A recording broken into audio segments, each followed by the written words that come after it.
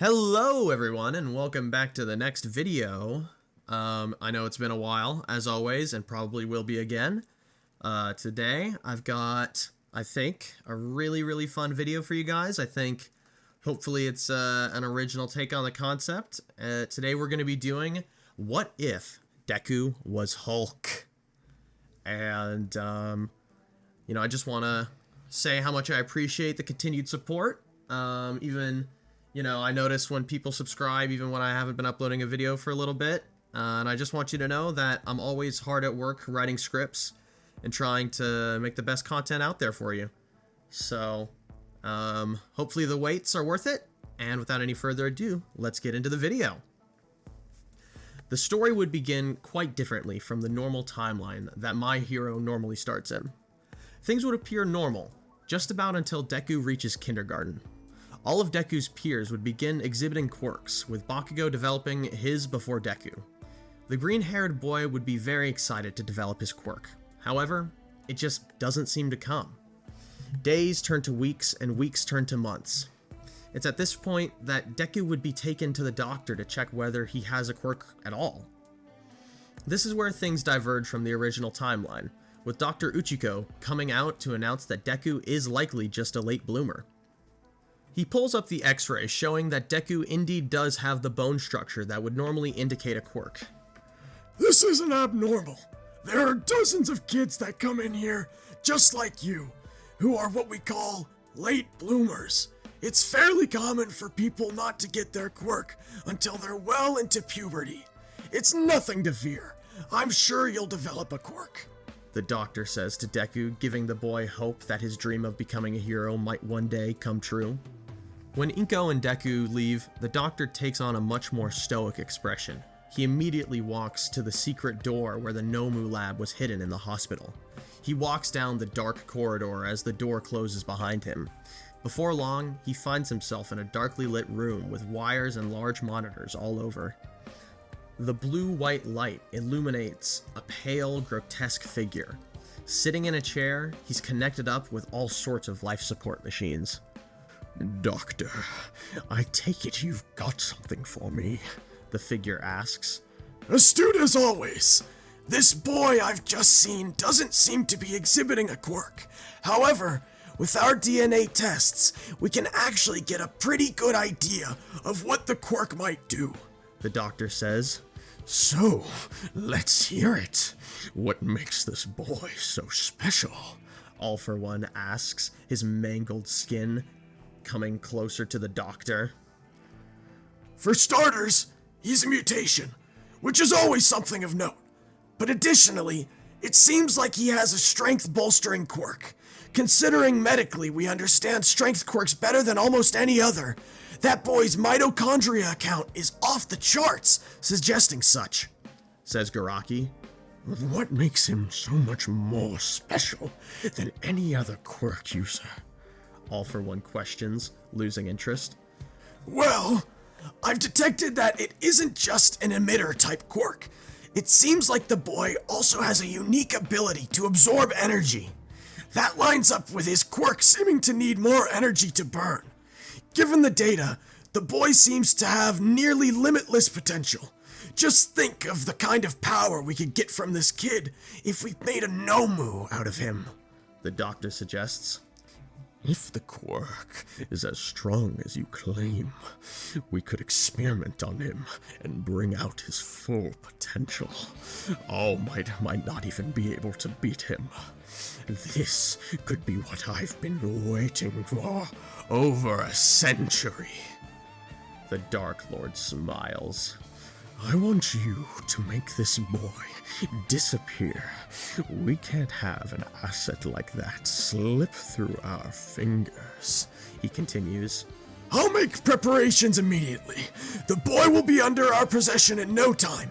We'll make it look like an accident, Garaki says obediently.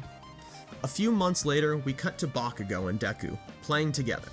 At this point, Bakugo's ego has started to grow, as he's had his quirk for now a few months. All the praise is starting to go to his head, especially since Deku's powers seem to be nowhere in sight.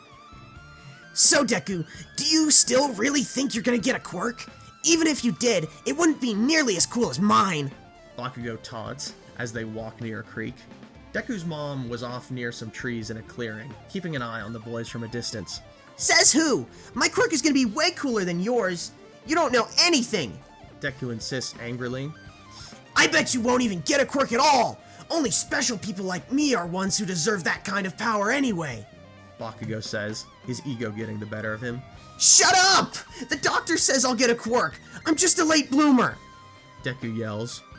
Then why don't I show you why I'm so much better? Bakugo says, holding out his hand, ready to knock Deku on his ass with an explosion. He releases, and Deku falls to the ground. However, when this happens, something snaps inside him. I will get a quirk!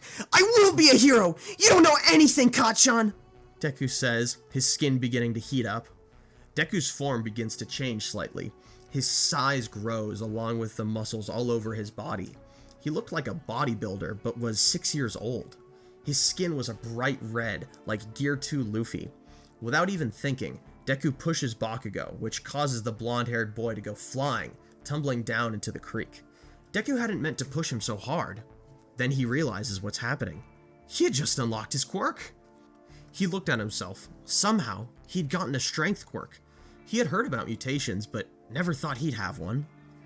And from the looks of it, he had gotten a really strong quirk. It's at this point that Inko rushes over, having seen the commotion from a distance. Izuku, what are you What the? Honey, did you just unlock your quirk? Inko asks frantically as she gets ready to head down to the creek and check on Bakugo. I did, Mom. Aren't you proud? Deku cries happily. Of course I'm proud. I'm happy for you, but you can't get into fights like that. Izuku, remember, people break easily. You've been blessed by an incredible power, but you need to be gentle. What if Katsuki got really hurt? Asks Inko, prompting Deku to look inward for a moment. He starts to feel guilty about pushing Bakugo and looks over the edge to see that the boy had taken a nasty tumble. He was bleeding, but would be fine. No broken bones. Bakugo looks up at Deku with a scowl. Then, something completely unexpected happens. Before Deku knows it, there are these two black creatures lumbering toward him and his mother. They're flanking them, trapping them against the creek. Mom, what are those? Deku asks, terrified. I don't know, sweetie, but we need to run. Inko cries. What about Bakugo? Asks Deku, worried for his friend. Inko looks worriedly at her son as the two beasts close in. They didn't have many options. Run through the creek and get him. I'll stop them from getting you two. Please, Izuku, run! Inko screams to her son. However, Deku is paralyzed by fear, his newfound quirk not giving him any confidence. After a few moments, Deku turns around and tries to run. However, the Nomu sees this, and in less than a second, they blitz through Inko, cutting her down before Deku's eyes. The creature moved too fast for Deku to react, and before he could even move, the dark creature grabbed Deku by the arm. He tried punching it away, but at such a young age, his power leaves much to be desired. Bakugo slowly climbs out of the creek, only to see the horror before him. He sees Inko's body, still leaking blood all over the ground as Deku kicks and screams. Bakugo watches as Deku is dragged off by the horrifying creatures. The boy had no idea what to do. Of course he had his quirk, and wanted to be a hero, but he was just a kid. Not even out of kindergarten. He was completely frozen by fear. Whether he could have helped it or not, it doesn't change things. Deku is dragged off by the horrifying creatures, kicking and screaming, and reaching out towards his mother. After the incident, All For One would pull some strings in the media for the story to be altered from what actually happened. Bakugo told the police that he and Deku had gotten into a fight and that it had activated his quirk. He said that Deku was going wild, growing in size and strength. Then, these monsters came and killed Deku's mom, taking him away in the process. However, that's not how the story is portrayed. The news and police pass it off as a boy awakening his quirk, having it get completely out of control, and then killing his own mother. People insist that Bakugo was just traumatized from what his friend did. They say that he made this idea up of a monster to explain what happened. Bakugo insists that he knows what he saw. but people's minds have been made. No matter how much the boy insists, he's completely written off. Bakugo feels desperate and ignored. He knew this wasn't right, that Deku was out there, that he needed to be saved, but no one was doing anything at all. A resentment starts to build up in Bakugo, realizing that heroes aren't anything more than glorified celebrities. If he could just get a hold of All Might, Bakugo knew he'd hear him out. However, there was no real way to get in contact. This forms a resolve in Bakugo that he never had before. He always wanted to be a hero, but for completely different reasons. He was so obsessed with his own quirk, with how many things he could do with it, how he could impress, embarrass, and then flaunt just how special he really was. That's what happens when everyone tells you you're a special child. But now, he understands what real heroes do. If a real hero had heard Bakugo's story, they would have believed him in a heartbeat. Even if there was just a 1% chance that Bakugo was right, they'd take it as an absolute certainty. Because of their selfishness and ego, Deku was probably never going to be found. Bakugo wouldn't let that stand. He would be the hero that he needed on that fateful day. He wouldn't let anyone slip through the cracks, and would dedicate his everything to bringing those who had taken Deku to justice. He couldn't do anything about it now, and every moment was agonizing for Bakugo. But one day, he knew that he could put his specialness to real use. He would find Deku no matter what. Now, we cut to a large, expansive facility. It was a warehouse completely filled with pods, some open, revealing people inside. Zooming in on one of the saw-like contraptions, there we see Deku, heavily sedated and staring blankly up into the dark place. The only light that could be seen was a sickly green-purple coming from the circuitry and screens displaying information about the captive. Deku can barely string a thought together, his mind fading in and out. Some of his memories float around in his head. He thinks about his argument with Bakugo, the anger he felt, and also the power. Then, those things came. Deku's heartbeat begins to spike as memories of them tearing through his mother flood his mind. The sadness and the anger. How could they do that? How could they take her away from him? Wasn't it bad enough that his father abandoned them? His mother never had the heart to say it, but it's the truth. Deku's mind begins to sharpen, the adrenaline and his quirk purging the sedative from his body. Then he hears something. He is impressive indeed, Comes a voice with footsteps now becoming audible. See? That's why I'm the one you can trust. I always deliver, says another, older, raspier voice. I guess I made the right choice. Now, I'd like to see him in person, and it looks like he's already getting rowdy, All for One says as he comes into Deku's vision, which is still blurry. Hello, young man. I don't imagine you know who I am, asks the villain. Deku shakes his head, but then locks eyes with Dr. Uchiko. Oh, looks like he does recognize one of us, the doctor jokes. Deku's anger begins to climb, his body starting to increase in strength. Incredible. He's practically already broken out. Doctor, we'll begin the testing immediately, since our patient seems so eager, All for One says, with the doctor beginning to prep the operations. The three of us are going to be spending a long, painful time together. Well, mostly painful for you, so best accept things now. No one is coming to save you, All for One insists, as the doctor injects Deku with what feels like liquid fire. He writhes in agony, the pain only seeming to grow as the injection spreads through his body. This was only the beginning. 8 years later. 8 years later, Bakugo is nearly done with middle school, and he was primed to make it into UA. This was what his life had been leading up to. He was so close to becoming a hero. He knew it was unlikely, but something in his heart told him that even after all these years, Deku was still alive. Bakugo was a lot different in this timeline. He's much less of an ass, but a lot more sad looking for sure. He has this unbroken focus about him, determined to do what he deems necessary. He still has friends, but no close ones, just people that he can talk to during class. One day, he's walking home with one of his school friends, someone he's known just as long as Deku, Tsubasa, a wings quirk user. They split paths like normal, but this time, while Bakugo is already halfway down the block, he realizes that he had the wrong backpack. Him and Tsubasa must have swapped on accident on the bus earlier. Bakugo lets out an exasperated sigh, knowing that he also left his phone in his bag. He jogs around the block, headed to swap back. However, when he rounds the block, he sees this sludge-like creature. Then, Bakugo notices the wings sticking out from either end. This thing was trying to absorb Tsubasa. Bakugo acts immediately, blasting himself towards the slime villain. However, the creature had noticed Bakugo, diving into the sewer with his captive. Bakugo lands, seeing the tail end of the sludge villain. Bakugo's heart is pumping. He wouldn't fail again. Making a mad dash around the corner, Bakugo sees 3 split paths. He didn't know which one the villain had gone down, so he'd just have to guess. He chooses the middle pathway, blasting down, hoping to see his friend any second. However, he had chosen wrong.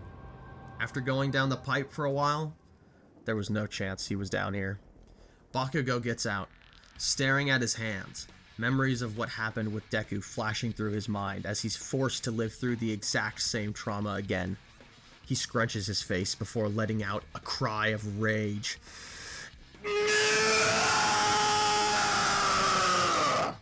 He cries, pointing his hands into the air and just releasing the largest explosion he could. He didn't care that it set off every car alarm in the neighborhood. He just couldn't take another failure like this. How could he ever be a hero if he couldn't even keep the people close to him safe? He then collapses to his knees, tears streaking down his face. And then something he never could have predicted happened. He felt a hand on his shoulder, and when he looked up, there stood All Might. Young man, was that explosion you just now? Asks All Might, concerned. Holy shit! It's you! You're All Might! Oh my god! I have so much I need to tell you, but right now, I need your help! Bakugo says, frantically standing to his feet. What? Son, I'm afraid I'm a bit confused. What's going on? Asks the hero, perplexed, having mistaken Bakugo for a villain at first. My friend was just kidnapped by a sort of slime monster-looking guy. I tried to do something, but he escaped to the sewer the second I saw him. I need your help to save him. I can't fail another one of my friends like this, Bakugo says, getting emotional. You're serious? Then I need to get a move on now, All Might says before turning to leap away. Then a thought occurs to Bakugo, and before thinking, he grabs onto All Might as he leaps. Wait! I need to tell you something! He yells as his face flaps from the wind pressure. Ah! Get off! You're messing with my trajectory! All Might says frantically. It's really important! Bakugo cries as the pair start to fall. I think I know how to find them! The boy screams. Then, before he knows it, they're on the ground again. All Might was fast. Bakugo's hair is windblown and his eyes dry, but he still needs to speak to All Might. I know how to find my friend, but you have to take me with you, Bakugo says, something eating away at him that Deku and Tsubasa's kidnappings might have been related. Are you kidding? I can't take a student into a potential hostage situation. If you want to speed things up, you'll tell me now, the hero says, exasperated.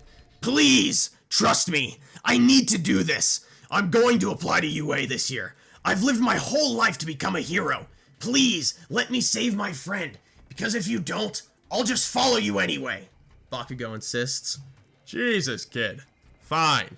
Let's hurry, the hero says, exasperated. My friend had my phone when he was taken.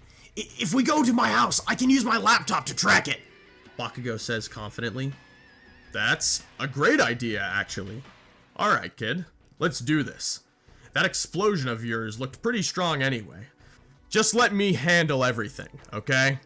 Says All Might as Bakugo guides the hero to his home. Bakugo's parents are at work, so he's able to quickly grab the laptop and go with All Might. Now we cut to the same dark facility from all those years ago. The slime villain emerges from a manhole cover on the floor of the warehouse. The The villain slithers over to All For One and Dr. Uchiko. The pair stare blankly at the creature as it dumps the now dead Tsubasa on the ground in front of them. He had suffocated long ago. The pair don't look particularly impressed, but accept the offering. Looks like you found my grandson easy enough. Shame you killed him, though. But I guess that does make things easier. Uchiko says, letting Nomu carry the boy off with the other cadavers. Little did he know, Bakugo was tracking his phone at this very moment. Then, the doctor turns back to what he and All For One were up to prior, Deku. He did not look good. He had many scars covering his body, and there was this sort of look in his eyes. Not that of a sad, broken boy, but one of rage.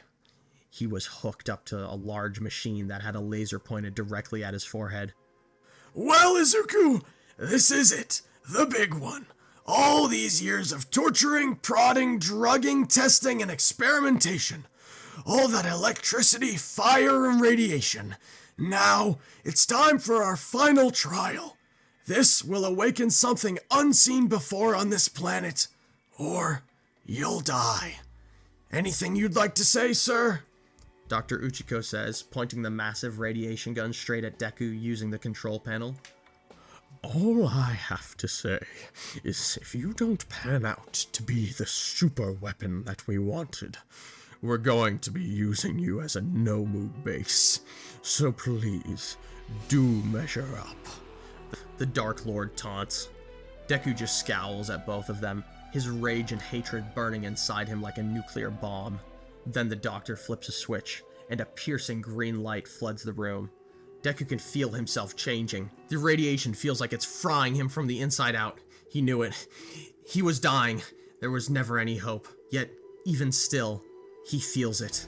That rage simmering deep within him. And it only grows. He feels something from deep within him emerge. At this moment, all of Deku's pain, rage, and trauma had been made manifest. Personified. Deku's quirk, which had been already a strong mutation, now has turned into a full-on evolution. His skin turns a deep leafy green, his cornea beginning to glow the same shade. Now he feels the pain, his bones begin to crack and expand, with his musculature following suit, ripping and disfiguring Deku's body, yet he regenerates and continues to transform. As soon as the transformation starts, All For One activates one of his quirks to clamp a collar around Deku. The device was designed to mentally dominate any organism it found itself attached to, making them easy to condition and control. It worked perfectly with the Nomu. Deku's horrid transformation finally ends, with the twitching, infuriated creature opening its eyes for the first time. And the first thing he sees isn't something he likes. He reaches his hand out toward All For One, still getting used to having a form. Then, he feels a shocking sensation throughout his whole body, along with claws at his brain. Submit to me, you incredible Hulk. You're exactly what we're looking for, and it'd be a lot easier for all of us if you would just obey. The Dark Lord says, almost excited.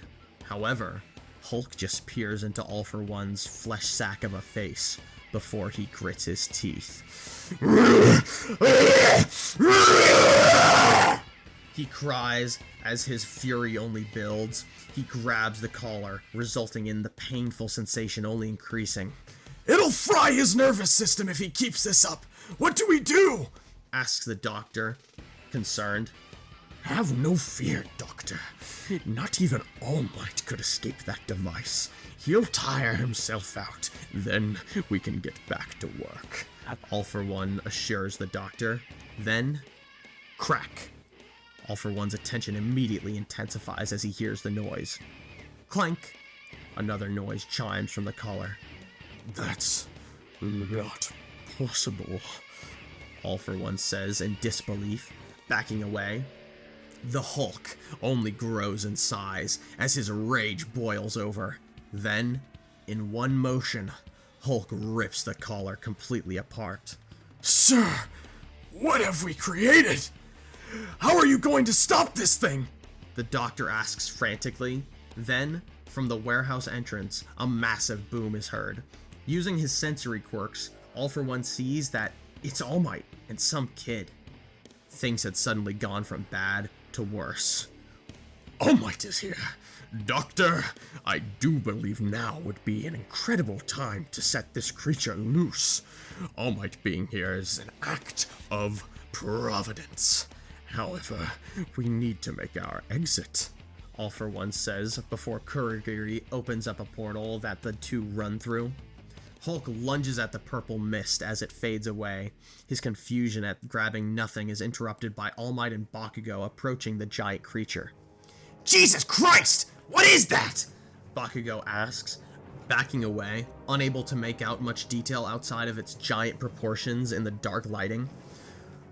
Hulk lunges for All Might, who tries to punch the creature's fist away, but instead, he finds himself getting flung back, his hand aching in pain. He crashes through several Nomu tubes. Bakugo tries using an AP shot on the monster, but when the smoke clears, it's revealed it did nothing. Before Hulk can lunge at Bakugo, All Might flashes before him, now grabbing Hulk by the wrist, holding him off from Bakugo. Kid, you need to get out of here now. This is a lot more serious than I thought. Get the police. I can't keep holding back and beat this guy, so it's better if you're gone anyway. All Might yells. This time, Bakugo listens, blasting off, heading towards the police station. Behind him, it sounds like bombs are going off. This was getting out of control. Bakugo didn't turn back, though. He had his mission, and he would return as soon as he could inform the police. He was sure they would try to stop him, but he knew they wouldn't be able to. Hulk and All Might clash, sending massive shockwaves destroying the warehouse. Little did they know, Kurogiri had been teleporting the Nomu pods away as the fight was beginning. All For One still wanted to keep a keen eye on his new creation. Hulk breaks All Might's guard before hammer-fisting his head straight into the ground, stomping on his back as he's down. All Might then kicks directly upward, sending Hulk flying back. All Might uses his momentum to flip upright. The first thing he sees is Hulk standing back up, spitting out a tooth. He had a gash along his cheek, but his body began to slowly glow green. His size increases, and the wound on his cheek seals up. He unleashes a primal roar before diving back in at All Might. He's everything I could have hoped for, and more, All For One says, grinning. Back to Bakugo. Having reported what was happening to the police, he blasts off immediately. He needs to make sure All Might is alright. But more importantly, if he could still save Tsubasa, it had only been about 10 minutes. But that's an eternity in a fight. When Bakugo returns, it looks like a nuke was dropped in the center of the shipping yard. Thank God they had only been in the industrial district after hours. Unfortunately, the local news had shown up with the police. Bakugo looked into the hole as the cameras focused in. This was completely insane. Something was actually putting up a fight against All Might, and it looked like it was winning. All Might is getting pushed back as Hulk lays into him with a barrage. The hero was looking very beaten down, but he still had some fight left. Worried that he might not be enough to take this thing down, All Might winds up a punch, and with everything he's got, he hits a massive uppercut on the green giant, sending him far off into the forest outside the city. The news hasn't had enough time to call in choppers, so they're forced to watch as the pair fly off, and the police are occupied with damage control. But Bakugo knew he could make a difference. He blasts off, trying to track where the two had gone. It wasn't too hard, as there was a path of craters leading to them. He makes it to the last of the massive divots and lands off behind some rubble. He looks out to see All Might standing before the Hulk, then falling backwards, collapsing on the ground unconscious.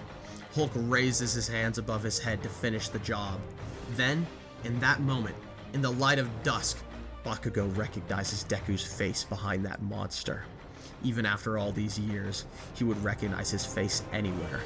In an instant, Bakugo moves before he can think, landing in front of Deku.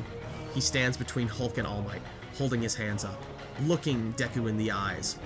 All Might de-transforms and slowly comes back to consciousness, seeing Bakugo stand before him, having saved his life from the green monster. Hulk's eyes soften as he recognizes a familiar face, and his anger begins to fade. Slowly, Deku emerges from the Hulk, his form shrinking down to the shriveled child beneath, his scars now gone. Izuku! Izuku Midoriya! Do you remember your name? Bakugo asks. Deku's eyes dart open as he sharply inhales. Bakugo? Is that you? It's been so long. I can hardly remember anything. I just know it's been so long. Deku says, exhausted. Did you just say Izuku Midoriya? All Might asks. You know that name? Bakugo questions. Of course I do. Everyone in Japan knows what happened that fateful day. I looked for him for over 3 years. Him and many other children like him go missing all the time. Whether it's their quirks going wild, or evidently, in young Midoriya's case, being captured.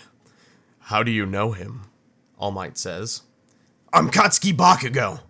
I'm the one who reported what happened, but they twisted it all wrong. The story was that he killed his mom, but it isn't true. There were these crazy monsters that killed her when she tried to protect him from them. Bakugo insists. Nomu, Deku says under his breath.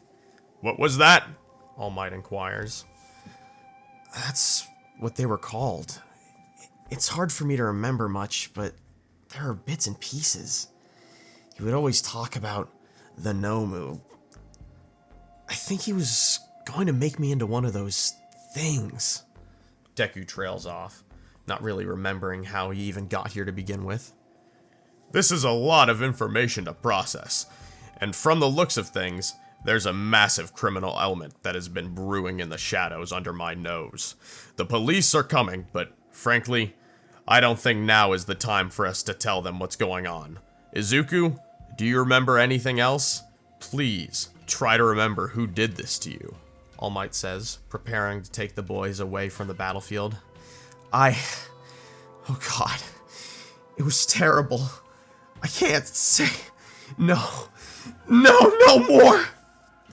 Deku says as his mind touches the repressed memories of what All For One did to him. He grabs either side of his head, before looking up, his eyes glowing green, with his skin slightly changing. Whoa! Calm down! It's alright, Deku. You don't have to think about it. Just try to relax. Bakugo interjects, seeing the boy's transformation trigger. Deku is able to rein himself in. I'm sorry. I just can't think about that, Deku says solemnly. This is worse than I thought. I'm going to pull some strings and make some calls. We shouldn't let this get too out of control right now. We have no idea the extent of this operation. You two come with me, All Might says, grabbing the boys and leaping away. Cutting back to All For One, his jaw is practically on the floor. The pair don't say anything until the doctor speaks up. My lord! What are we going to do? We can't just let All Might leave with our super weapon, not after we finally accomplished everything we've been trying to do. What can we do? Think about it. This was the perfect trial run. All Might lost to, let's just call him the Hulk. That's great news for us, but we have no way of containing the beast. As it stands, the heroes might be putting themselves in more danger than they know. Taking young Izuku in, I have my ways of keeping tabs on him. He's everything I could have asked for, and more. But maybe too much more. That monster will get loose again, and it's only a matter of time before I've devised a plan to utilize him. It might not be so bad to let him cut loose against the heroes if he does have an outburst. All For One comments. I suppose that does make sense. And from the audio I'm picking up, it seems the boy doesn't remember anything from our years of experimentation. So, at least for now, we remain anonymous. Your judgment has never been wrong before, so I trust you'll see the path to success, the doctor replies, watching the footage as All Might leaps away, carrying the two boys with him. The rest of the day is pretty frantic for All Might. pulling as many strings as he could to get this covered up. He knew all too well what the higher-ups of Hero Society would do if they knew this boy had such weapon potential. He has Tsukauchi make a false report of a massive supervillain that unfortunately overdosed on a quirk enhancer. That somewhat solved the problem of the fight on the news. However, people still saw the state that All Might was in from fighting what they had dubbed the Hulk. And then, there was the next big issue of finding someone for Deku to live with. His mom was dead, and Dad disappeared years ago. Of course, All Might could take him in, but he just didn't feel like he had what it took to properly raise this kid. And he had no solution if Deku hulked out again. He didn't think he could win even in a rematch. So, that left him with really only one option. All Might calls up Eraserhead and explains the situation to him. You want me to what? Asks Eraserhead, annoyed. I'm sorry, it's just the only option I have left. I can't let this kid be turned into a weapon, and the media still thinks he's the one who killed his mom. I want you to take him under your wing and put him through UA to learn to control his powers. You're the only one who can stop him if he has another outburst, All Might pleads. What are you talking about? You're saying even you couldn't stop him? Eraserhead questions in disbelief. Yes, All Might replies seriously. There's a moment of silence as Eraserhead sits with that. He had seen the story on the news and the fake police report, but after hearing the truth, the world seemed like it had completely flipped on its head. However, Aizawa's good nature gets the better of him. Fine, I'll do it. Let it be known that I do not like lying to the public, and keeping Izuku a secret only stands to become more and more of a liability. But you're right. He doesn't deserve the lot in life he's been given. And what kind of hero would I be if I didn't help someone like him in need? Eraserhead begrudgingly agrees. Thank you, All Might replies, grateful for Aizawa's heroic heart. All Might explains what will be happening to Deku, who is still shell-shocked from what just happened, just accepting anything that the hero tells him. When he's left in Eraserhead's care, Aizawa can't help but feel pure sadness seeing the look in Deku's eyes, his shriveled body only serving as a physical reminder of the torment the boy had been through. Cutting to All Might, he's still with Bakugo, who he asked to stick around. Bakugo wasn't sure exactly what All Might wanted, but he wasn't going to let an opportunity to keep talking to his idol slip. Even under these dark circumstances, Bakugo feels a certain connection to All Might, unlike any other hero. Son, I want you to tell me more about yourself. Why do you want to be a hero? All Might asks simply. I've always wanted to be a hero. For years I looked up to you, molded myself after your strength. Then, one day, when I finally did get my quirk, everyone constantly told me how special I was, how destined for greatness I surely would be. And I started to buy into it. I felt unstoppable, like I could solve any problem with my strength. But that all changed when Deku was taken. I saw those monsters kill his mom and drag him away, kicking and screaming. His mother, despite her lack of strength, was more of a hero than I've ever been. I realized that I needed to be someone who would never let something like that ever happen again. I would become the hero that Deku needed all those years ago. I've spent my life dedicated to saving him and becoming a hero that doesn't let anyone slip through the cracks. Never again, he says, resolved. That's all I needed to hear. Katsuki Bakugo, what I'm about to tell you is my greatest kept secret, my responsibility, and also my gift to you, should you accept it. You have proven yourself to be a true hero at heart, with will stronger than steel. I can give you my power, make you my successor. All you have to do is agree. All Might says, holding his hand out to Bakugo. What? How's that possible? You can give me your quirk?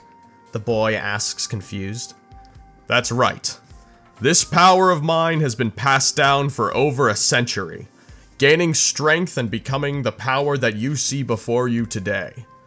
But I've reached the end of my capabilities, and it's time for someone new to become the symbol of peace. I believe that person stands before me now. It won't be easy, but you're already ahead of any other candidate physically. You saved my life from Izuku. That heroism is not something you come by every day. What do you say? All Might asks, hopefully. Yes! Of course I accept! Anything to become a better hero! Bakugo blurts. Eager, I see. Well, then you need only to do one thing. Eat this! All Might says, holding out a strand of hair. What? Bakugo asks, his face going blank. You have to consume some of my DNA for the power to transfer.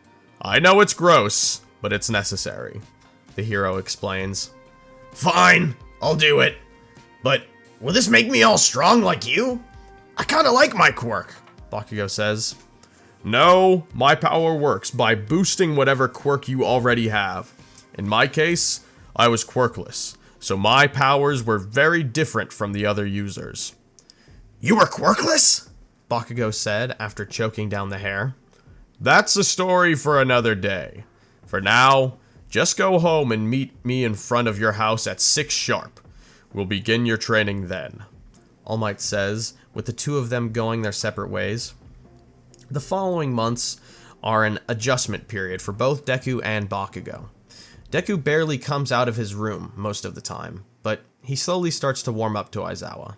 The hero needed to get the kid up to speed fast on the 8 years of education he missed. However, as Eraserhead went, he realized that Deku was a genuine genius. He never heard anything about superintelligence when talking to All Might. Yet Deku seemed to perfectly understand concepts and apply them instantly. He understood history and language exceedingly well, and all that paled to his aptitude for science. There were still about 9 months before the UA entrance exam, which Deku certainly wouldn't be attending. However, even on recommendation from both All Might and Eraserhead, Deku would still need to excel on the written test. However, at this rate, Deku is practically surpassing Aizawa in his knowledge. The boy really seemed to apply himself in this regard, and is the first real time that he comes out of his shell. In the following months, Deku is already extremely advanced in most academic fields. He reads through everything he can get his hands on. It's likely due to his starvation of stimuli under captivity. He never got to experience any of the wonders of learning. All of that time, Deku managed to make it nearly the whole way without incident. Nearly.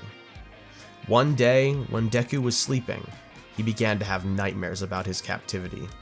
More like flashbacks as he relives the torture. Then the screaming face of the Hulk appears. Let Hulk out! The monster cries. Deku wakes up screaming as the transformation takes over. Eraserhead bolts awake, hearing the crash of Deku's bed collapsing under the Hulk's weight. He slams the door open, seeing the green giant for the first time. The Hulk is truly terrifying, towering over almost anyone. The enraged creature looks towards Eraserhead, his glowing eyes burning with fury. Aizawa reacts as fast as he can, activating his quirk, trying to erase Deku's. The Hulk begins to writhe and roll around in pain on the floor, trying to hold onto the transformation. However, to Aizawa's relief, the Hulk slowly shrinks away, leaving a shriveled Deku on the ground. Aizawa looks completely mortified. Despite his momentary relief, the idea that this could just happen anytime, even when Deku was asleep, didn't sit well with the hero. However, this was the best they could do without imprisoning the boy. Eraserhead just had to sleep with one eye open and an ear to the ground. Now that it's finally time for the written exam, it's no issue for Deku at all. He takes it privately under Aizawa's watch, and he aces it. His intelligence really is an anomaly, although that was par for the course when it came to Deku. It wouldn't be too long now before he would be attending class for real. This was a very precarious situation that they've managed to work out at UA, and it was made clear to Deku how important it was for him not to mess it up. UA entrance. Deku walks into class next to Eraserhead. He was instructed not to act like they know each other, to make sure nobody started to ask any questions. Even so, Aizawa always made sure to give unnoticeable special attention to Deku. Deku introduces himself to the class as someone who was let in on recommendation. His quirk was one that generated gamma radiation. A couple of the students look at each other worried that Deku could be irradiating everyone in the room. However, Deku explains that his ability to generate gamma radiation is dependent on how angry he is. Only when he's truly enraged would his radioactivity penetrate through his specialized skin. Of course, this was the truth, just not all of it. Deku doesn't reveal anything about the Hulk. He pauses to think for a moment about how he even knows that name. In this timeline, Eraserhead decides not to do the aptitude test on the first day. He knew that Deku wasn't going to pass it, and then it'd defeat the purpose of getting him into UA in the first place. Instead, Eraserhead has each student write him an essay on how and why they should be kept at UA. Deku participates in this as well, and he has some ideas outside of the Hulk. He was given a private tour of the school a few days before classes started up, and Deku took a particular interest in the engineering lab. Deku writes about how he would build weapons and technology that run on energy his body produces.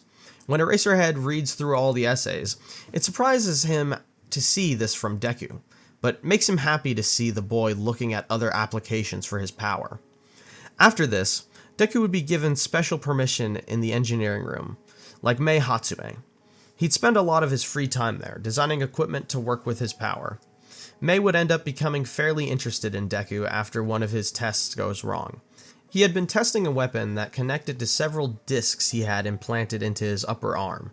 The idea was that the blaster would be able to siphon gamma radiation through the disc.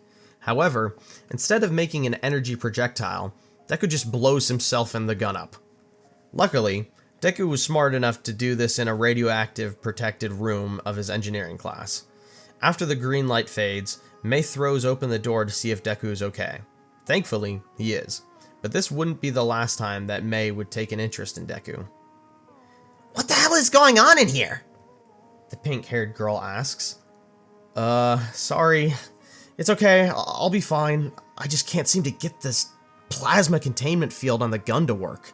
The constant polarity change of the electromagnets should be letting me keep the ball contained before I fire, but the gun just keeps blowing itself up, Deku complains, slightly annoyed at the failure. Could I take a look? Asks Mei, taking the melted and charred remains of the blaster in hand. She takes a close look at the device before turning back to Deku. I think I see your problem. You're on the right track with the magnetic polarity inversion, but your wiring's all wrong. You basically made an induction gun that's melting itself rather than keeping the plasma in place. Let me help you, and this thing will be up and running in a few hours. She insists, causing Deku to blush a bit. He's embarrassed being schooled like that, but graciously accepts the help. The two students would grow closer as they worked together, more frequently as each day passed. Deku had found someone who didn't really care about his past or whatever was going on with his quirk. He felt like he could be more of himself around Mei. For the first time since he was in elementary school, he felt like a normal kid. However, the same couldn't be said of Bakugo. Deku couldn't help but feel like the blonde-haired boy was avoiding him. He had seemed fine before, but now there was this seeming invisible wall between the two of them. After a few weeks of class, the hero-villain training would begin. Aizawa was hesitant to allow Deku to participate in something like this. However, he knew the only way for Deku to master his power would be to have his limits tested. All Might felt similarly, deciding that with his supervision, there shouldn't be any incidents. However, Bakugo doesn't share that sentiment.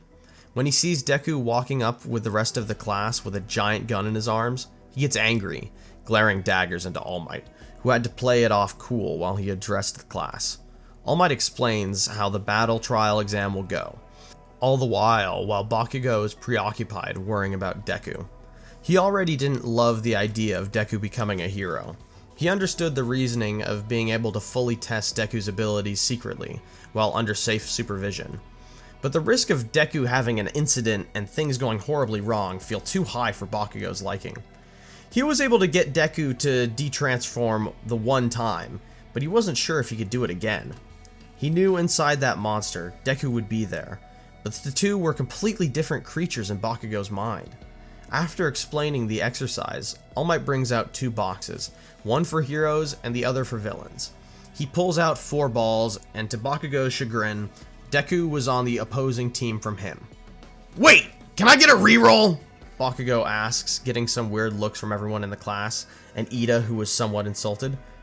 Am I not good enough for you? Ida asks, annoyed. No, it's just... Do we get a reroll though? Bakugo asks again, slightly quieting down as he speaks. He realizes how he probably sounds to everyone else. He just scoffs before grabbing Deku by the arm and taking him aside while the other teams get announced. What are you doing here? Bakugo hisses. What do you mean? I'm just participating in class like everyone else. Deku replies confused. Exactly! You don't think this is a bad environment for you? When they said they were going to help you out at this school, I assumed they meant looking for a cure or isolated training. This is an insane risk! Bakugo accidentally blurts a little loud, his anger firing up. Deku takes a step back, insulted at Bakugo's comment. What? So you think I'm just completely uncontrollable? Like I'm just some sort of monster? I went through hell, and you think I can't handle a little physical effort? The fact I'm not turning green right now should prove enough that I can control myself. You don't have any faith in me, do you? You never did. Stop looking at me as someone to protect! Deku spits, pushing Bakugo aside as he walks towards Ochako to talk out their strategy. Bakugo sighs as he watches Deku walk off. He didn't mean for it to come out like that, but how could Deku not see the danger he presents to everyone here? Deku had missed out on a lot while he was gone. He seemed like a normal, if not shy on the surface kid, but Bakugo knew that all those years of captivity and torture couldn't have possibly led to such a stable person. As much as he loved his friend, he felt a duty as a hero as well. If Deku was going to be part of this exercise, so be it. Bakugo decides that he'll make it his mission to eliminate Deku as fast as possible, so as to avoid incident. Deku starts chatting it up with Ochako, who questions him about the weird gun he has. That's kind of a giant gun. Don't you think it might be a bit overkill? She asks. Well, that's what's neat about this thing. I can adjust the output with this dial, he says, turning the long chrome weapon onto its side, and gesturing to a dial that had a few tick marks, demarcated with percentage from 1 to 100. That's super neat, Ochako replies. Yeah, and basically got unlimited ammo since it's charged with my own body. I think I'll set the output to 5%. At 80, it liquefied a tungsten cube, so 5 should be plenty. It's definitely gonna hurt. Like, a lot. Deku says, explaining his invention further. Well, that's good, especially if it's got good range. How do you think we'll approach this situation? Asks Ochako. Bakugo seems pretty focused on me right now, so he'll probably come straight for me. If you think you can handle Ida, then I'll try to distract Bakugo for as long as I can. All we need to do is touch the bomb, Deku suggests. I can definitely do that. We've got this! Ochako exclaims cheerfully. With that, they step into the building as the trial begins.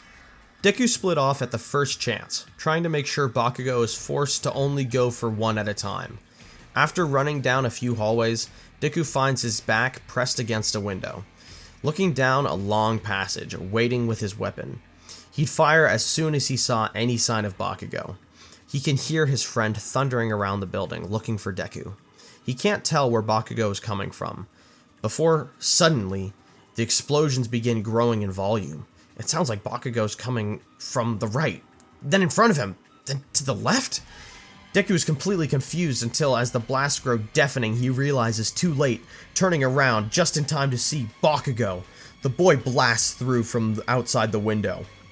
He had been circling the building for any sign of Deku. Deku can't even brace in time as he's sent flying. He lands tumbling in the hallway, his weapon dragging behind him, still attached by the cord. Deku scrambles to his feet, grabbing the blaster, before looking up to see Bakugo again, blasting straight for him. Deku tries pelting Bakugo with an onslaught of plasma, but the one-for-all enhanced boy just holds his hand out, completely overpowering the blasts. He gets in close, grabbing Deku's weapon before releasing another large explosion. The gun is absolutely destroyed, and Deku's hands are burned badly. Bakugo doesn't stop there, wrapping the capture tape around Deku's wrists in a blink of an eye, as the boy was lapsing from the pain in his hands. "You're out!" Bakugo says. "Damn it, Bakugo! What's wrong with you? You went completely all out on me like a madman!" Deku screams. "That's just the name of the game. Don't get mad. You're the one who wanted to be part of this anyway, right?" Bakugo says bitterly, acting aloof. "Are you kidding me? I set my gun to 5%! This isn't some kind of fight to the death.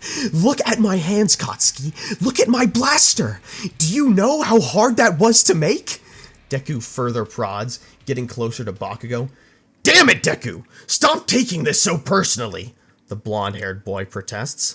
"How could I not take this personally? You don't treat me like a friend, more like a weapon. With the way you're acting, you'd think I was the nuke in the building." Deku shouts, getting worked up and in Bakugo's face. "And you act like there's no danger at all in you being here. Why can't you see that I'm just trying to protect you and everyone else? I mean, look at yourself. This is exactly what I was worried about." Bakugo yells, pointing at Deku's eyes. Deku is taken aback, turning to look at his reflection in a shattered piece of glass on the ground. His eyes were glowing a bright green. The dark hallway around them now was also noticeably tinted green from the light. Deku just covers his face, turning away from Bakugo. Wordlessly, Deku slinks away from Bakugo. He feels shame in his heart. Maybe Bakugo was right. He didn't say it outright, but maybe Deku is more of a weapon than a hero. As Deku walks off, Bakugo feels guilt, but drowns it out by justifying his actions. No matter how much Deku protests, this was for the greater good, Bakugo would think. Either way, the job wasn't done. He makes his way up to assist Ida, and it's light work from there. Cutting back to the other students in the observation room, they watch confused at Deku and Bakugo's interaction, with some noticing the glow in his eyes. Specifically, Froppy. Deku storms off, not keen on watching the rest of the exams. Of course, he gets a lecture from Eraserhead about blowing off class, but Deku doesn't really care. "How am I supposed to trust you to control your anger when you can't even get through one class?" the hero scolds. "It wasn't my fault. It's like Bakugo was trying to piss me off. I don't know what's going on with him. It's like he looks at me more like an object than a person. And don't worry about me getting angry. I have a secret for keeping things under control." Deku says offhandedly, "It shouldn't matter what Bakugo does. We're glad you were able to find a way to apply your quirk with that gun. It takes real intelligence to do something like that, which is why I know you'll understand when I say this next part. If we can't get your quirk under control and fully figured out, then the school might walk back certain freedoms they've granted you, or worse.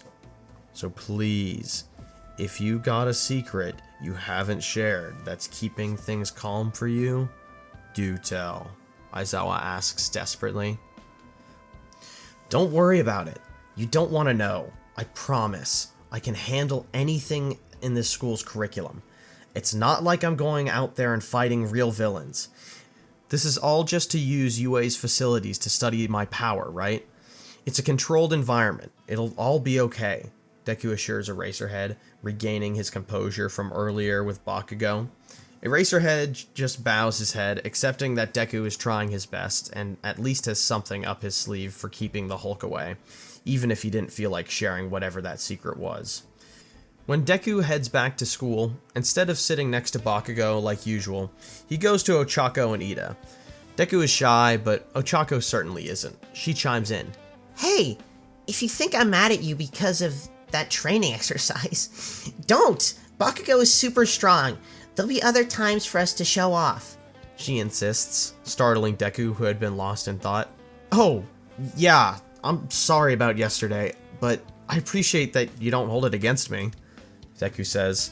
Of course I don't hold it against you. You've already managed to do way more with your quirk than I would have ever thought possible. Ochako encourages. Well, I didn't do it alone. There's this girl who helped me, Deku says, thinking about May and blushing. Oh. Oh, really? Ochako asks provocatively. Huh? Well, I mean, yeah, she helped me out. She's actually really cool. Oh, I see now, Deku says, frowning as he looks at Ochako's smugly grinning face. On that, Eraserhead walks into class and everyone falls silent. Hello everyone. Good morning. I'm going to cut to the chase. I have some field trip forms. I need you all to get signed. We'll be going on a training exercise to the USJ facility to teach all of you how to rescue people in different kinds of terrain. It's all detailed on the form. I'll need this by the end of the day on Thursday, as we'll be leaving on Friday, he announces, handing out all the forms. Of course, everyone is pretty excited to be going on a field trip, with even Deku getting in on the excitement. Ochako sufficiently brings Deku's mood up for the first time in a long time. He feels some semblance of what being a normal kid is supposed to feel like. Bakugo doesn't have much of a reaction, however, just staring blankly and waiting for class to start. It isn't long before everyone gets their forms in and they are riding on the bus to the USJ facility. Deku had continued to branch out socially, turning out to be more than just a wallflower. In fact, he was a bit of a social butterfly. He was very interested in just about anything that anyone could tell him about, always eager to hear more about things in life that he had missed and needed to make much more time back on. Jiro, Kaminari, Kirishima, Ochako, and Ida were all talking back and forth with Deku on the bus ride. Again, Bakugo stays locked on assignment. Now more than ever, Bakugo was worried something might happen with Deku. He couldn't explain it. He just knew that throwing Deku headfirst into this UA thing wasn't exactly what Bakugo was hoping for. Regardless, they all arrive at the facility, everyone walking in, with Deku swaying from side to side as he carries his massive gun. It was relatively lightweight, made out of a magnesium alloy, but still unwieldy. He'd need to make improvements, he thought.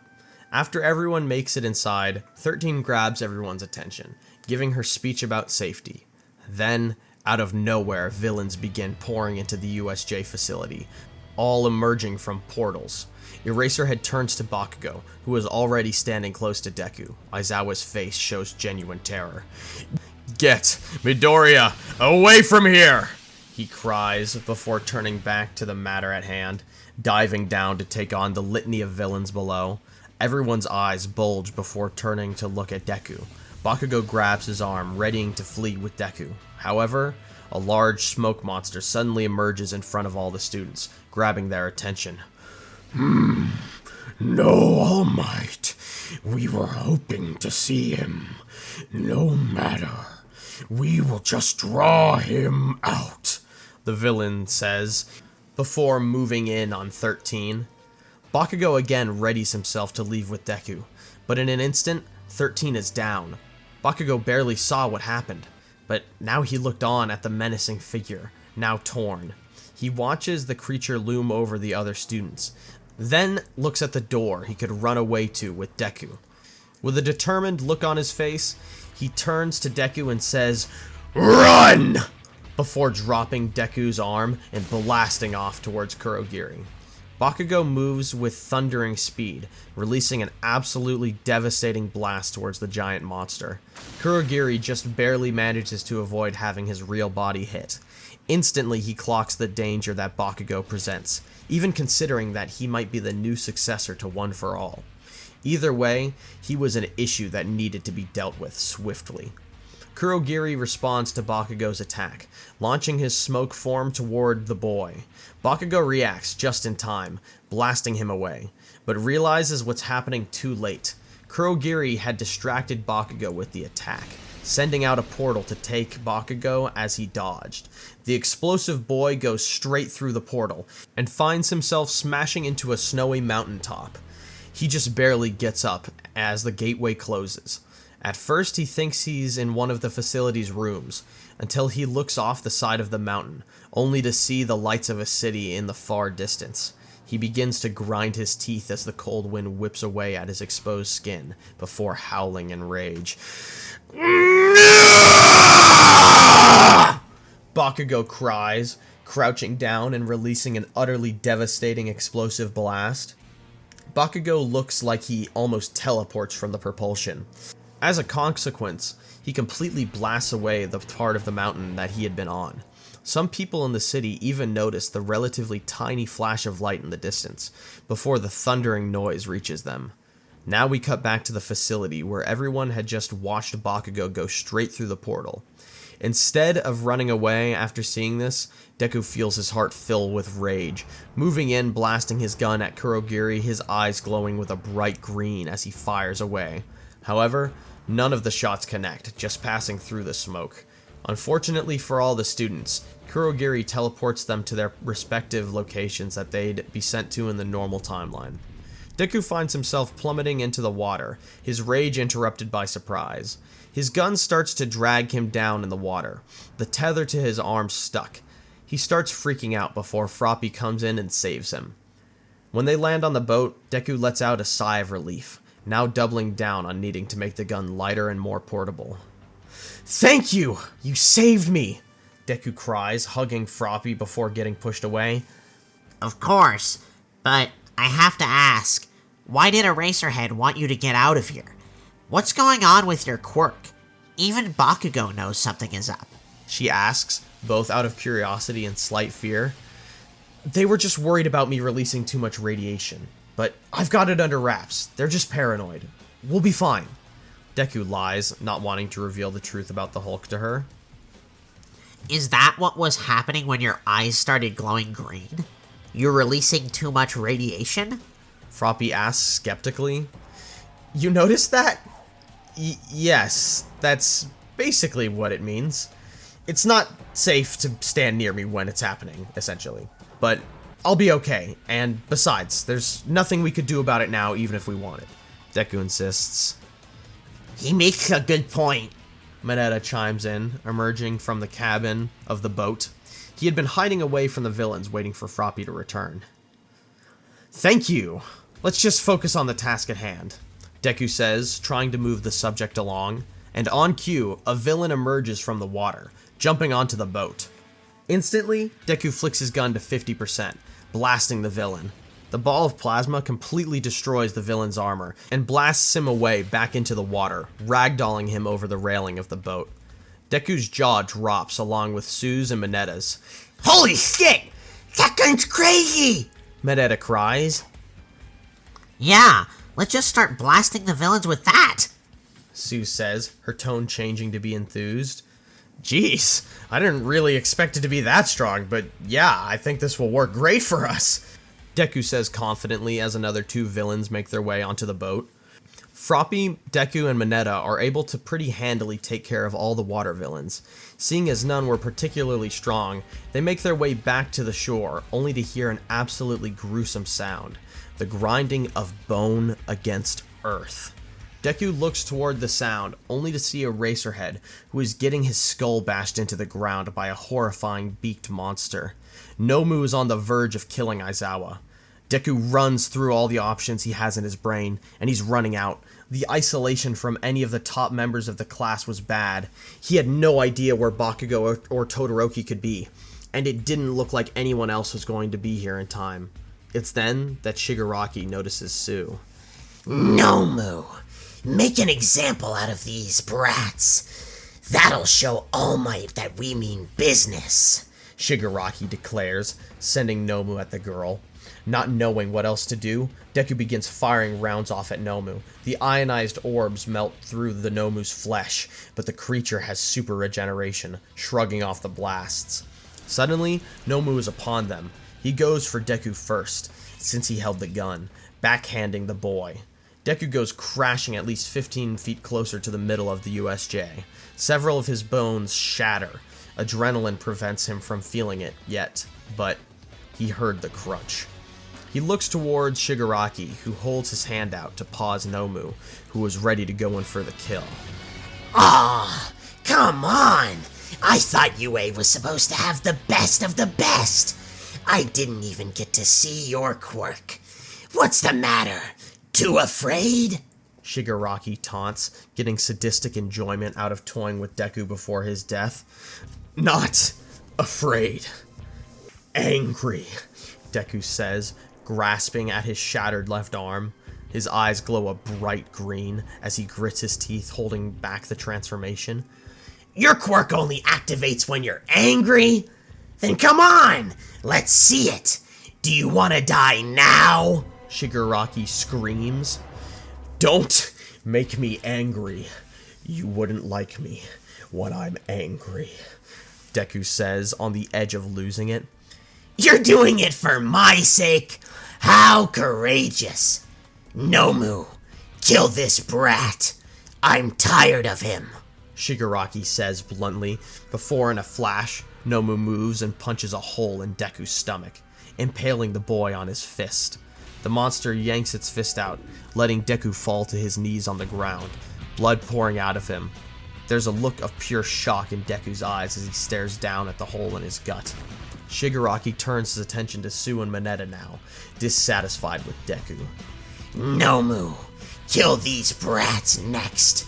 The last one wasn't as interesting as I was hoping, Shigaraki says boredly. Nomu lumbers towards the two paralyzed students, preparing itself to attack. Then Deku speaks up from behind Shigaraki, looking directly at the villain. You shouldn't have done that. You really shouldn't have done that.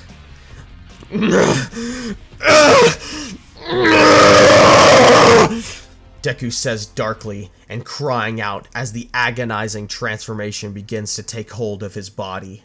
The blood pouring out of him begins to change to a dark green hue, with neon green veins bulging from his injury, beginning to spread across his body. Shigaraki gives the boy a confused expression, taking a step back instinctively. The green in Deku's eyes shines at a new intensity, glowing veins bulging in the whites of his eyes. He falls forward, the torrent of blood streaming from his stomach closing. His bones begin to crack as his hands grow in size. His shoulders bulge unnaturally, his body parts growing at different rates, almost as if Deku was tearing out of himself. His clothes begin ripping off, leaving only the stretchy purple gym pants. It looks torturous. His skin changes to a leafy green, and finally, the transformation completes, with Deku's cries of pain subsiding to the panting of a beast. Shigaraki is taken aback by the grotesque change in Deku's form. Then, the Hulk looks back up towards Shigaraki, rage burning in his eyes. In an instant, Hulk moves. Shigaraki covers his face instinctively, expecting to be attacked. However, after a moment, he puts his guard down, seeing that Hulk actually moved to grab Nomu's arm, just as the beaked monster was going to kill Mineta and Sue, still following the order it had just been given. Froppy and Mineta are in utter shock, both completely stunned, having been so close to death. The only thing Froppy can think of is that whatever Deku's quirk was, it sure as hell wasn't what they were told. Nomu, kill this thing! Shigaraki yells, pointing as he backs away from the Hulk. Instantly, Nomu obeys Shigaraki, whipping around, breaking Hulk's grip. Nomu attacks Hulk in the blink of an eye, punching him. Hulk doesn't slide back far, despite the massive shockwave that rang out. The green giant looked largely unfazed. Snarling, he launches towards Nomu, smashing the ground as he kicks off. Dashing forward, Hulk moves at incredible speed, punching Nomu in the chest. Unlike when the creature had hit Hulk, Nomu gets absolutely sent flying, its chest completely collapsed. The whole facility shakes, with light and roof fixtures falling to the ground. However, Hulk isn't done there. He dashes towards where Nomu landed. The creature had managed to recover with its regeneration, but as it stood to its feet, Hulk comes flying in with an uppercut. Nomu soars straight into the air, where Hulk super jumps to intercept the purple beast.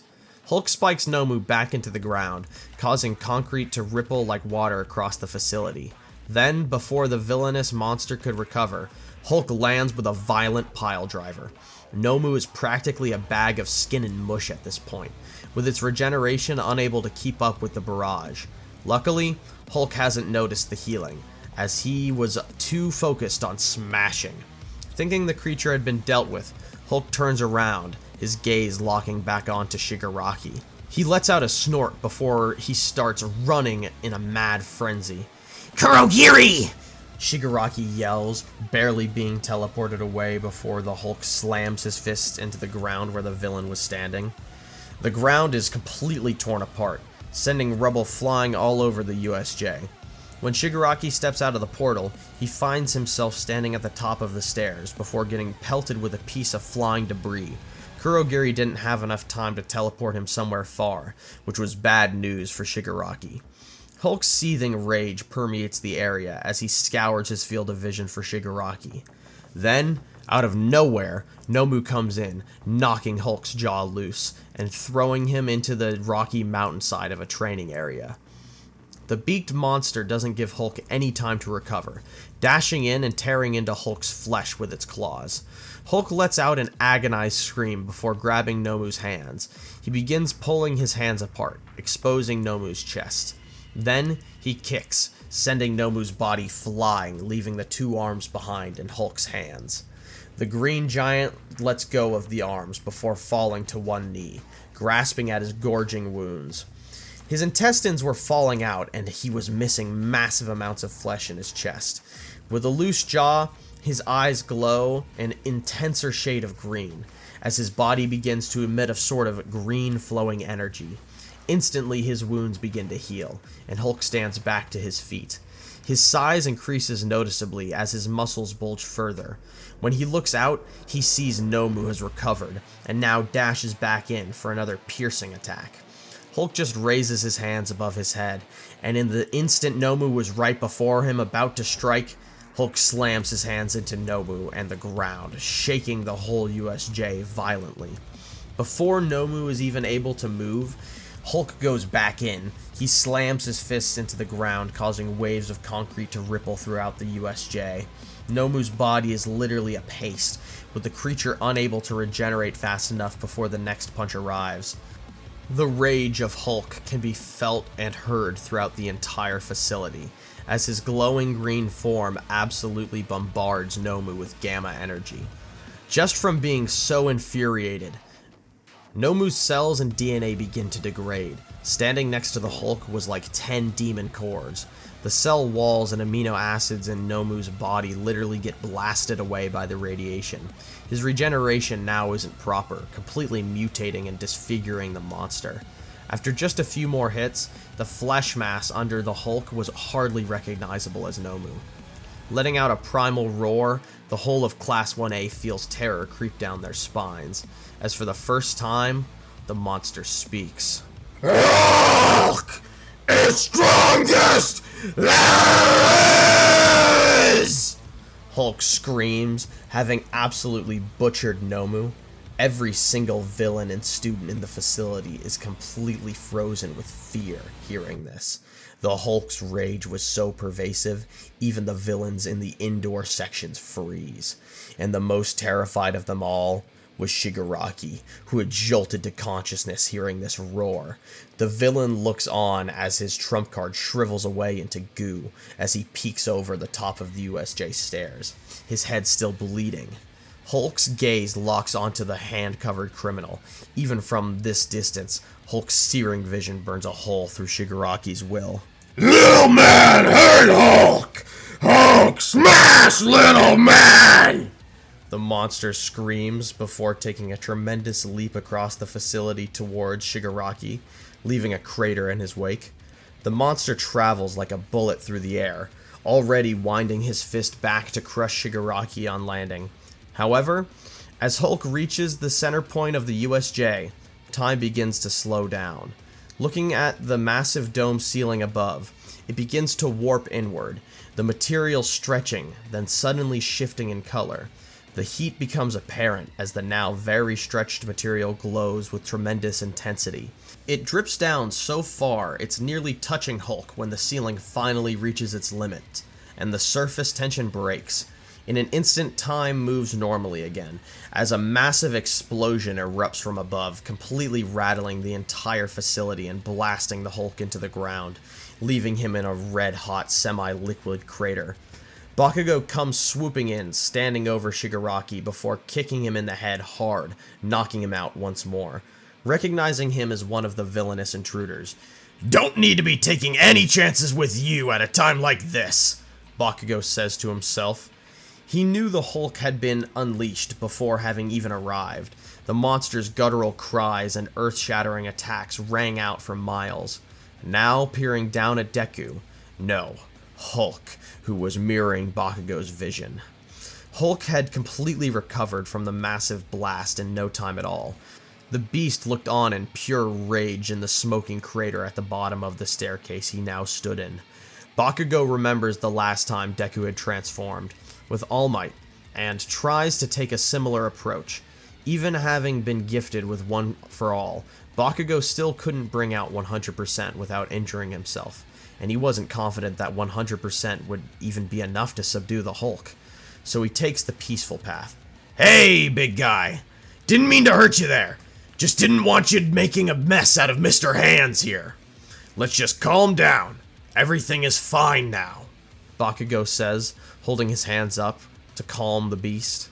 Hulk's gaze begins to soften as he looks at Bakugo, memories of their friendship permeating his mind.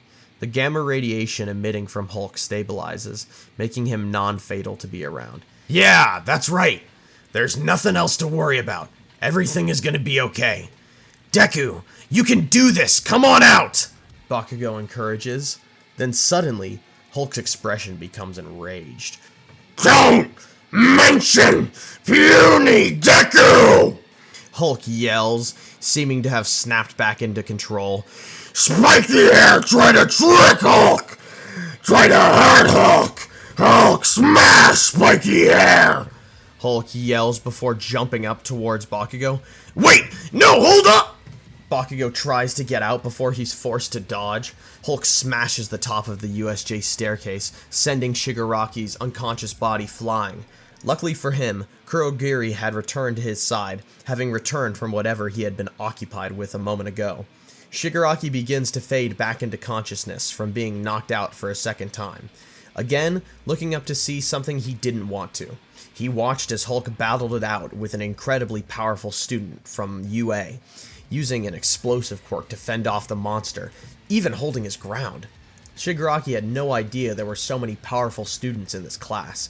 His internal thought is interrupted by Kurogiri moments later. Master, I do believe now would be a good time to leave, the smoky villain says eloquently. Then, as Shigaraki is still coming out of his daze, All Might bursts through the top doors of the USJ. I think you might be onto something, Kurogiri. Let's get out of here while they're still occupied with each other, Shigaraki says as he's escorted through one of Kurogiri's portals to safety. All Might takes no time at all in figuring out what's happening. Bakugo had been holding his own well enough, keeping his distance and not letting himself get too close to any of the students. However, Hulk seemed to crank things up into another gear after taking one of Bakugo's explosions, reaching through and grabbing him by his arm. He crushes Bakugo's arm like it's nothing, readying to move in for the kill.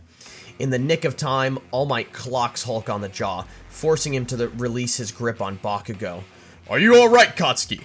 I'm sorry I couldn't be here until now. I came as soon as I got word of what was happening, but things are worse than I could have imagined, All Might says with a grimace. I'm fine! My arm is definitely broken, but I can still fight! Together we can beat him! Bakugo says, assuring himself more than All Might. We'll have to, All Might replies, his attention turning back to the Hulk, who is once again growing in size. Then he jumps, leaving a thunderous shockwave as he dives forward. All Might and Bakugo do the same. All Might parries Hulk's right arm, kneeing him in the gut, with Bakugo using a fully charged gauntlet, jumping on Hulk's left. He lets loose, his trajectory aimed at the lake. The direction was very purposeful, as he uses his already broken arm with 100% of One for All.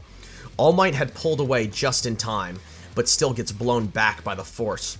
The sheer explosive energy concentrated in Hulk's direction was unthinkable. The blast completely brings the walls down of what was left in the USJ structure. For about 3 miles, the blast stretched, having fully evaporated the lake. Bakugo falls to his knees from the pain, but All Might dashes in, looking at the giant crater where the lake once was. All Might stares down, and there in the center was the Hulk. All Might moves in to get a closer look. The beast is sprawled out on the scorched ground. The entire front side of Hulk's body was blown away. No skin on any part, just exposed, charred bone. Moving toward the chest, the wound ran deeper. All of Hulk's internal organs were on display, the blast having dug all the way back to his spine. His heart was cut in half, and he truly looked well and completely dead. All Might lets out a sigh of relief, but is suddenly hit by the overwhelming sadness of being unable to save Deku. He's seen cases like this before, when people's quirks make them too dangerous to society. But it hit differently, having felt like this boy might have had a chance to live a normal life. When All Might's focus returns to him, everything he had been thinking of leaves his head. His vision focuses back on the Hulk, and All Might notices his heart had started to reform. Slowly, Hulk's body was putting itself back together. All Might's expression grew even darker as he realizes the true horror of the creature in front of him. All Might moves in, not letting the creature regrow any longer. He begins wailing on the Hulk's body at full force, using everything he has, but it isn't enough. Bakugo's attack had the advantage of burning flesh away, but All Might's sheer force attacks weren't working. Slowly but surely, All Might starts running low on steam, and backs down, with Bakugo flying down to meet him, having reined in the pain from his now completely purpled, shattered arm. To his horror, he watches as the Hulk finishes healing up. Hulk stands to his feet in front of the two stunned heroes. His enraged expression has only become more hateful since the last time Bakugo saw him. Hulk's gaze fixes on Bakugo, making the boy's adrenaline spike, spurring him to action. He raises his one good arm, readying to release his other fully charged gauntlet. He could at least buy them time, he thought. However, seeing this, Hulk moves in a flash, stepping forward and clapping his hands. He sends out a massive concussive wave with the thunderclap. It shatters Bakugo's gauntlet along with his entire hand, as he's blasted back against the wall of the crater. All Might stands back to his feet, running in to stall some more, but Hulk catches his fist, crushing it in his hand before slamming All Might into the ground repeatedly. Hulk only releases him to throw him at the barely recovered Bakugo. All Might slams into Bakugo, smashing them both against the wall. When the two look up, Hulk is dashing in at them. All Might scrambles, grabbing Bakugo and dashing to the side, narrowly avoiding the punch, which collapses the side of the crater that they had made. Both of Bakugo's hands had been rendered useless, and after taking several hits, his internals probably weren't looking much better either, All Might thinks. Hulk once again comes tearing through, making his way to the pair. Making an executive decision, All Might throws Bakugo out of the crater, just before Hulk comes in with a brutal punch to All Might's face. Bakugo tumbles across the ground before coming to a stop, hearing as All Might gets punched. Bakugo is barely able to move, having broken a leg when All Might was thrown into him. He drags himself on his broken body, blood pooling in his vision, making it hard to see. He's able to drag himself up against some rocks, looking down into the crater where All Might and Hulk were fighting. To Bakugo's horror, he watches as Hulk begins to wail on a fading All Might. Hulk is laying into him like Omni-Man to Invincible, and all Bakugo can do is watch. He doesn't know what to do. He just wasn't strong enough, just like every other time it mattered, he thinks. So he does the only thing he can think of. Deku! Please! No! Don't do it! I'm begging you! Someone help! Stop him! Don't let him do it! Hulk! Please! And hearing his name and Bakugo's genuine plea, Hulk pauses for a moment as he holds his hands above his head. Then, we see a similarly broken man come to consciousness. Eraserhead gasps for air as he wakes up, hearing Bakugo's cry for help. He instantly realizes what has happened as he drags himself to the crater. He could hardly believe his eyes, seeing All Might in such a state, beaten within an inch of his life. More importantly, he'd never seen such a terrifying creature. That dark room didn't do Hulk justice when Aizawa had seen him the first time. He was truly an unnatural creature, a visage of uncanny and horrifying strength. Before another thought can run through his head, he activates his quirk. He hadn't even noticed that Hulk had lowered his hands, stopping his attack. Out of nowhere, the green giant begins to writhe and shrivel away, rolling around, grasping at the ground, clawing to stay in control. However, it's to no avail, as the green begins to fade away from Deku's skin, with his body shriveling back down to his thin, lanky self. All Might, who was barely conscious at this point, lets out an exasperated sigh as he de-transforms, unable to do anything but lay with the pain. The students begin to help their fallen friends, all except Deku, who is being treated like a rod of plutonium. However, Froppy and Mineta do look at him slightly differently. They can't help but feel grateful. Eventually, the other heroes arrive and deal with all the villains. Many were glad to be delivered out of the facility, having been trapped inside with Hulk. None were eager to come out of hiding and risk fighting the Hulk. This was all way above their pay grade. Deku is escorted out of the facility with great care and containment, brought back to one of UA's isolated containment facilities until further notice. Everyone in Class 1A knows about the Hulk now, and unfortunately for UA, the footage of what happened at the USJ gets leaked to the public. Never more than now have UA and All Might been in more of a precarious position, and caught up in it all is Deku. We cut away from the heroes, going back to an all too familiar dark facility. All for One looms in his chair, watching over the footage, all too pleased with what he was seeing. He had hoped that All Might would have been killed, but this was certainly not a failure by any stretch of the imagination. Made even more clear by Dr. Garaki as he enters the room with a dark green vial in his hand. The sample that Kurogiri managed to collect is quite impressive. Even early testing shows just how much young Midoriya's blood has mutated from the last sample we collected. It's like he's a completely different animal now, the doctor comments. Incredible. Once you're able to crack the code on this boy's blood, I'll be able to finally have a controllable weapon that is capable of taking out All Might. And on top of that, I do believe that I have deduced who All Might's successor is. All for One says gleefully, watching the replay of Bakugo releasing his massive explosion on Hulk. I'll begin working immediately on figuring out exactly how this boy works. Everything that makes him tick. I won't fail you, my lord, the doctor says. You never have. And once you've cracked the code, we shall begin phase 2. Isn't it just so wonderful how the world has a way of working things out? All for One smiles, dismissing the doctor and turning around in his chair to appreciate All Might getting his head bashed in. Soon enough, the villain says ominously as the camera pans out of the facility and into the dark, cloudy night. To be continued. Alright, I think that is an excellent place to leave this video. Thank you all so much for watching. I really do appreciate your guys' support. It means a lot when I'm making these videos and I'll get a random notification on like my Invincible video that, you know, someone really liked it. They leave a comment, you know, likes, subscriptions. I notice it all. You know, I really like it. It means a lot, and it definitely motivates me to keep doing these really large projects that take a long time for me to write.